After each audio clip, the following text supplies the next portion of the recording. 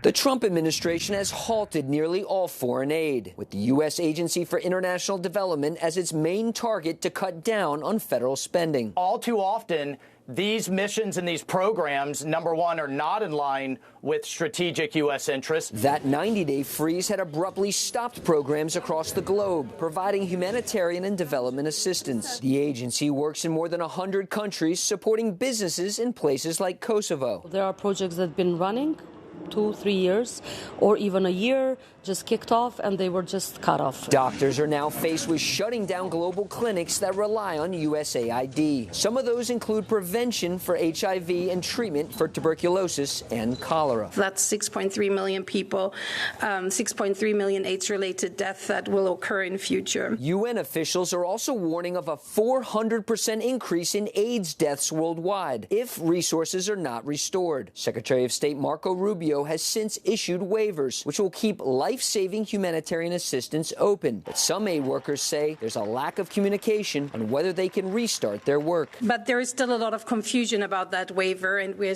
hearing and seeing on the ground that it is slowly being implemented. The waiver should mean that 20 million people living with HIV that depend on U.S.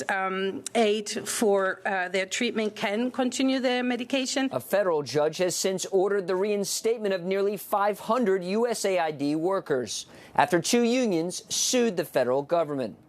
At the White House, Lucas Tomlinson, Fox News.